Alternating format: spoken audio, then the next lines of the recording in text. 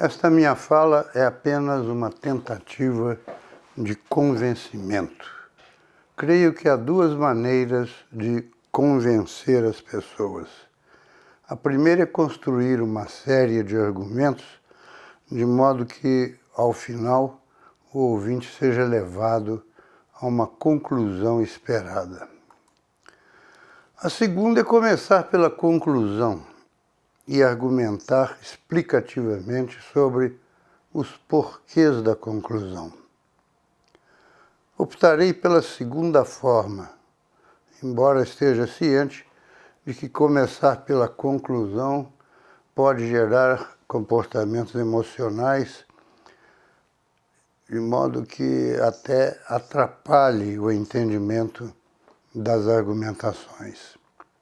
Como sou afeito à experimentação, se essa segunda alternativa não der certo, da próxima vez eu optarei pela primeira. Qual é a conclusão? A conclusão é de que a aula coletiva deve ser extinta, pois que é totalmente ineficiente, inútil e imprestável para que haja ensino e aprendizagem. Sei que a afirmação é forte e que as pessoas que me ouvem podem achar um despropósito. A aula coletiva é o modelo padrão que está em vigor no mundo inteiro há pelo menos 2.500 anos, acumulando uma desconcertante deficiência. Entretanto, houve inúmeras formulações que pareciam despropósitos quando foram de encontro às concepções hegemônicas de cada época. Imagine a situação de séculos passados, quando se tinha a concepção de que a Terra era o centro fixo do universo e que em torno dela moviam-se os astros. Então apareceu Copérnico com uma nova concepção, apesar de que, muito antes, Aristarco de Samos já falara sobre o assunto. Certamente o chamado heliocentrismo foi uma afronta à concepção hegemônica da época. Se você não quiser investigar os detalhes à luz da história, recomendo a leitura do agradável e instigante romance de Isaías Pessotti, A Lua da Verdade. Galileu andou às voltas com o Santo Ofício. Giordano Bruno não conseguiu esquivar-se da fogueira. Imagine quando Antony van Leeuwenhoek construiu seu microscópio e conseguiu enxergar uns micróbios que até então nunca foram vistos. Aqui é importante fazer algumas considerações. Veja o caso do heliocentrismo. Apesar da formulação de Copérnico, na moderna navegação astronômica, antes do GPS, os astros nasciam a leste e se punham a oeste, considerando a Terra como o centro fixo do universo. E em função disso, calculava-se a chamada posição verdadeira para quem navegava em alto mar.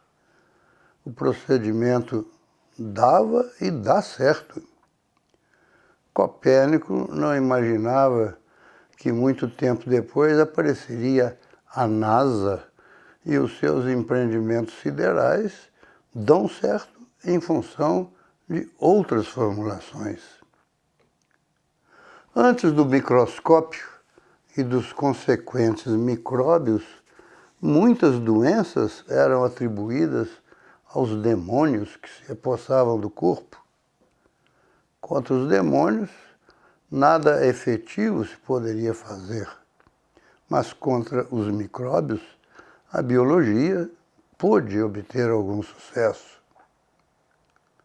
Não estou querendo me passar por celebridade da história, contestando uma prática equivocada que está entre nós há mais ou menos 2.500 anos, como simples palpite. Vamos, pois, aos argumentos. Quais são os argumentos explicativos da minha conclusão? O que aconteceu há mais ou menos 2.500 anos? Aconteceu uma grande revolução pedagógica. O ensino nas classes superiores, que era tutorial, foi substituído pela aula coletiva, por obra e graça dos sofistas. Acreditou-se que, se um mestre ensinava um discípulo, um mestre poderia ensinar vários discípulos ao mesmo tempo.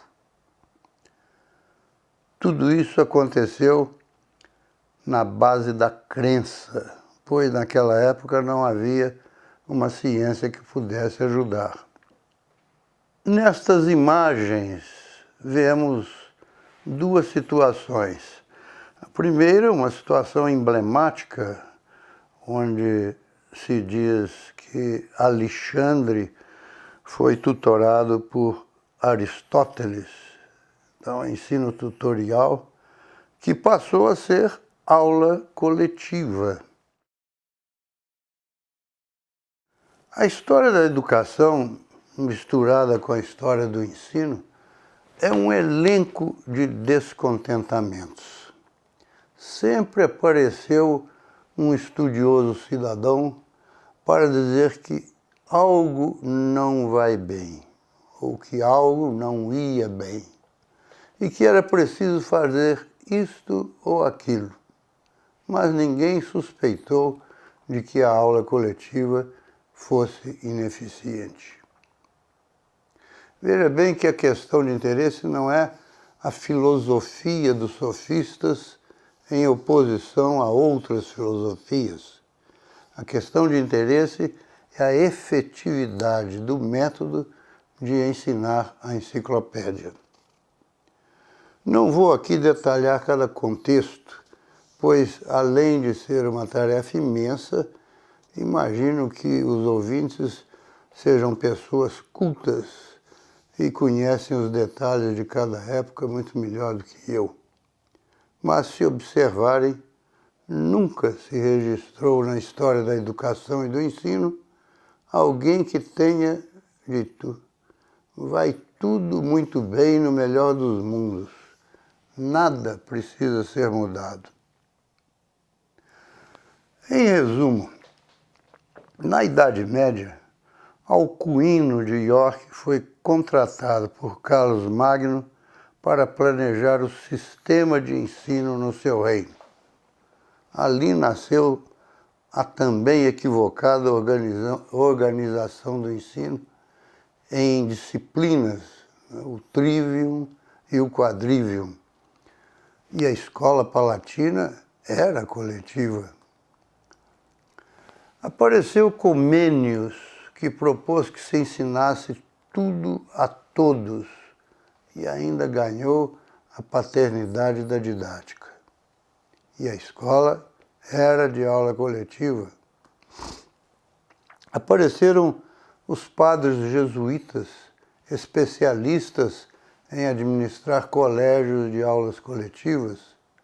Froebel, Spencer, Montessori, Claparède, Pestalozzi, Dewey, Vygotsky, enfim, tudo e todos foram devidamente catalogados, estudados e enquadrados pelos pedagogos, cada um com a sua proposta. Mas ninguém suspeitou de que a aula coletiva era e é ineficiente. Enquanto isso, a ineficiência do ensino se acumulava e continua se acumulando em quantidade assustadora. O descontentamento e a reclamação de que algo não vai bem tem sido a tônica de muitos séculos. Chegamos em 1938, quando apareceu uma ciência em que se definiu o comportamento operante. A partir daquele momento, alguns poucos cientistas foram fazendo experimentos de laboratório e suas conclusões resultaram no que hoje conhecemos com o nome de análise do comportamento. Foi desta ciência que tirei a conclusão inicial. Cheguei à conclusão de que os experimentos de laboratório deram e dão certo por um motivo que talvez, por ser tão óbvio, até hoje não foi considerado. É que sempre houve e há um experimentador e um sujeito experimental. Concluí que no modelo de experimentos de laboratório está o fundamento da eficiência do ensino tutorial, onde também há um mestre e um discípulo.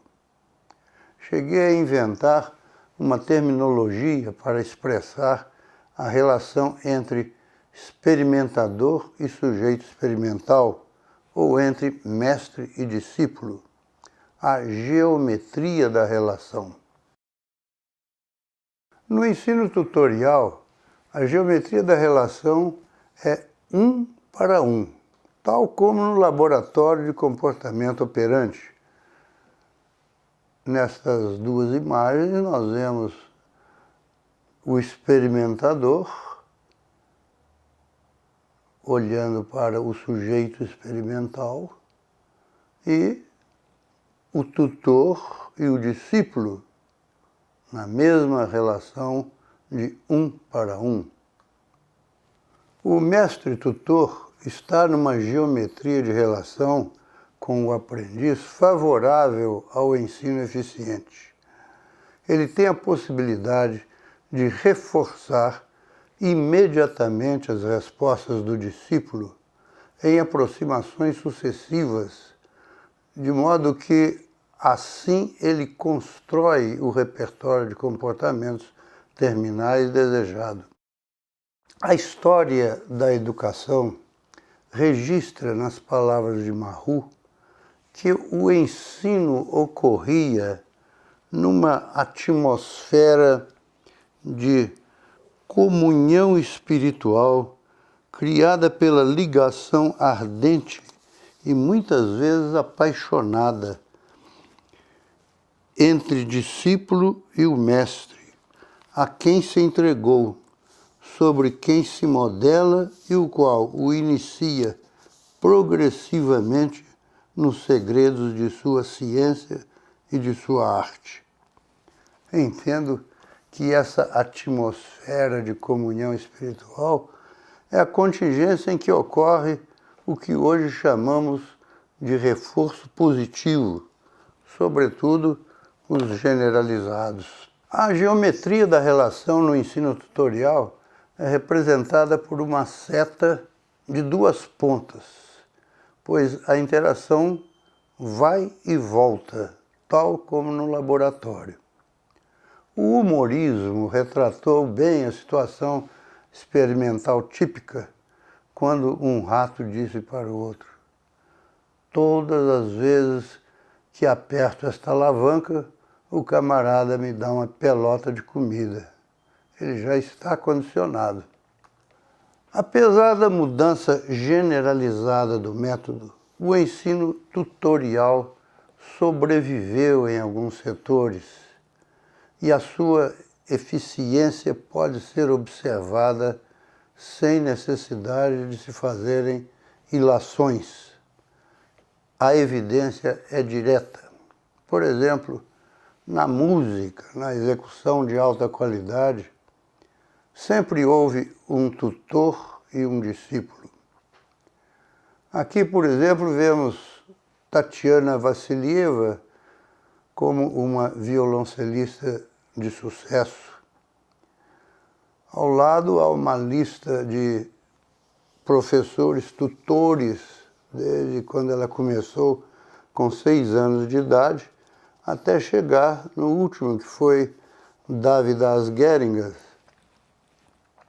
que, por sua vez, foi aluno de Rostropovich, que, por sua vez, foi aluno de Dmitri Shostakovich e de Sergei Prokofiev, que certamente foram alunos, e isto vai numa sucessão sem fim. Em alguns setores do atletismo, sobretudo o atletismo individual, aqui vemos Nadia Comaneci, ginasta olímpica, campeã olímpica, e o seu treinador, Bela Karolyi. Nestas imagens vemos Sergei Bubka, campeão olímpico de salto em altura com vara, e Helena Insibaeva, todos dois treinados por Vitaly Petrov. Marcos Gotto é o treinador, é o tutor de Artur Zanetti, campeão olímpico de argolas. Em alguns centros de excelência acadêmica, no patamar da formação de doutores, PhDs, o ensino funciona muito bem e até poderia ser melhor, porque é tutorial. Nas melhores universidades do mundo, sempre há pessoas expressivas que cuidam de formar seus sucessores. Então, minha conclusão é de que o ensino tutorial foi e é eficiente, e o fundamento da sua eficiência está no modelo dos experimentos de laboratório do comportamento operante, porque a geometria da relação entre mestre e aprendiz é favorável para que haja ensino e aprendizagem. O que vem a ser a geometria da relação favorável ao ensino e à aprendizagem? É simplesmente a disposição espacial de quem ensina e de quem aprende, onde as contingências estão arranjadas para ocorrer a possibilidade de instigar respostas imediatamente reforçadas que vão em direção a um comportamento terminal. Então é possível definir, ensinar como atribuição do professor é construir repertório de comportamentos. E aprender como atribuição do aluno é formar repertório de comportamentos. E isso ocorre em função do arranjo das contingências de reforço nas quais a geometria da relação é 1 para 1. Vejamos agora a aula coletiva e o porquê da sua ineficiência. Na sala de aula coletiva, a geometria da relação é 1 para muitos. Quando o ensino tutorial se transformou em aula coletiva, portanto, com uma geometria da relação 1 para muitos, a primeira consequência foi a eliminação da atmosfera de reforço positivo, que é o elemento construtivo de repertórios úteis, e se transformou numa pedagogia brutal. Nesta imagem, vemos onde possa ter começado a aula coletiva. A geometria da relação era assim. Numa sala coletiva como esta, a geometria da relação é assim. Na aula coletiva, o professor ou professora fala para uma plateia. Ele não sabe se o aluno está respondendo à sua fala para prover um reforço imediato, e mesmo que soubesse, não seria possível reforçar as respostas de cada aluno. É impossível por uma condição física, isto é, a geometria da relação impede. Se ele der atenção a um aluno, não dará atenção aos outros. Então, não se dá atenção a ninguém. Fala-se para um aluno médio, inexistente. Na geometria da relação um para muitos, a seta só tem uma ponta, só tem uma direção, porque não há possibilidade de haver retorno do mestre para o aprendiz ou do aprendiz para o mestre. Não importa se a sala de aula for confortável ou precária, a geometria da relação é a mesma em Angola, no Brasil, na Finlândia, na Bolívia, na Rússia, no Japão, nos Estados Unidos, no Haiti ou na Noruega. Quanto mais alunos numa sala de aula, maior será a ineficiência. Mas a geometria desfavorável começa com 2. Em sala de aula tipo multidão, a geometria da relação se transforma num caos, como nesta imagem. O humorismo retrata bem a aula coletiva, onde se aplica a famosa frase: o professor finge que ensina e o aluno finge que aprende.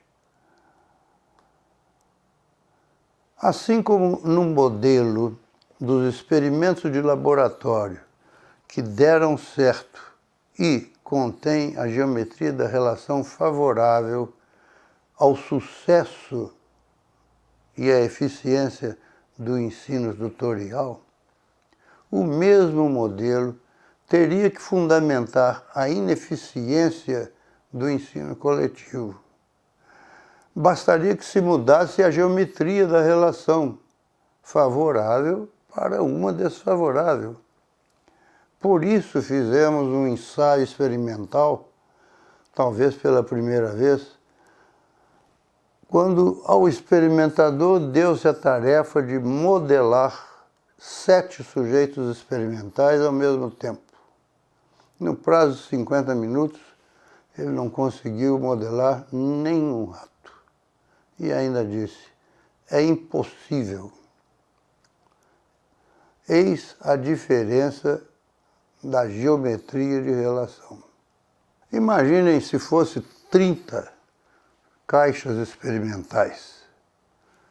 Conclamamos os analistas do comportamento a replicar o ensaio em condições mais rigorosas, com experimentos de diferenciação, discriminação, generalização, com 30, 40 ou 50 caixas experimentais, de modo que a analogia com a sala de aula coletiva se torne mais precisa. Pode parecer estranho delinear experimentos para dar errado, mas seria proveitoso que a experimentação controlada e rigorosa comprovasse a tese. Então, minha conclusão é a de que o ensino coletivo foi e é ineficiente. E o fundamento da ineficiência está no modelo dos experimentos de laboratório do comportamento operante, quando alteramos a geometria da relação 1 para uma geometria 1 para muitos. Não é uma questão de competência ou incompetência do professor ou dos alunos. A impossibilidade de ensinar e de aprender é física.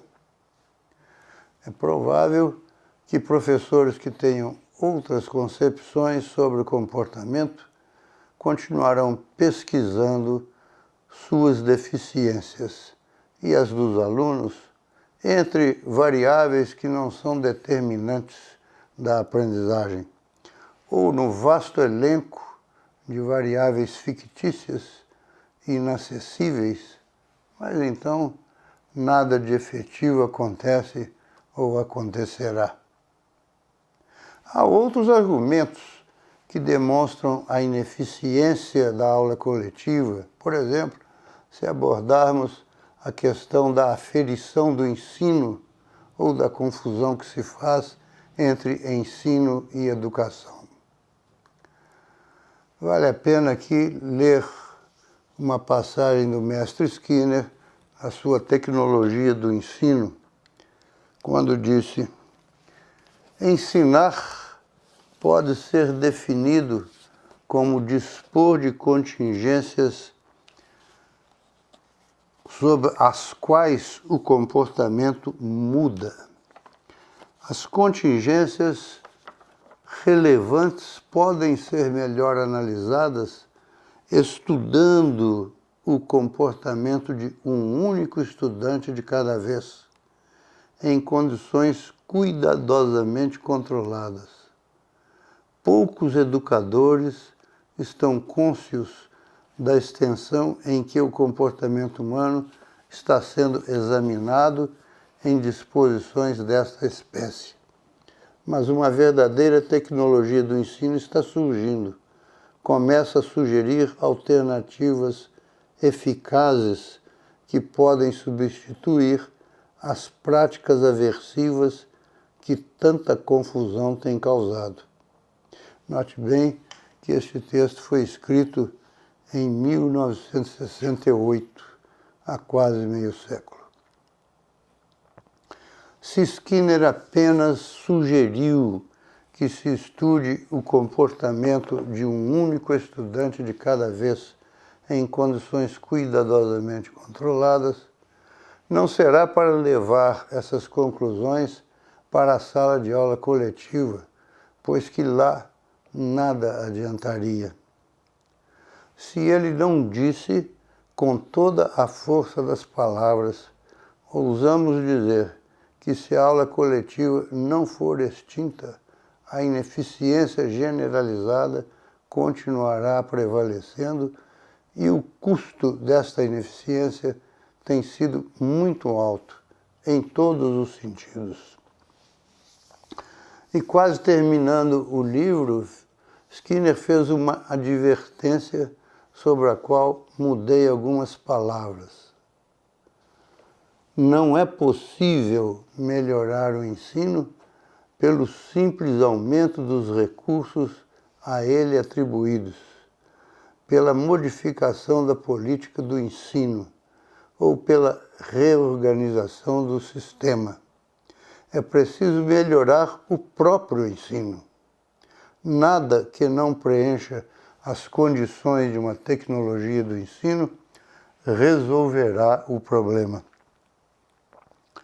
Pois bem, até o presente momento, sendo eu pretensioso, as pessoas que me ouvem já deveriam estar convencidas de que a aula coletiva precisa ser extinta.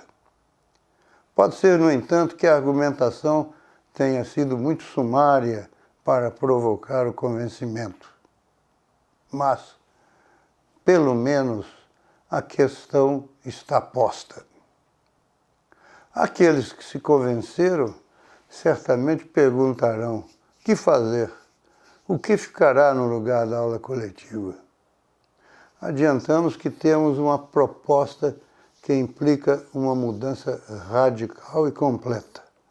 Podemos abordar os detalhes conforme surgirem as indagações.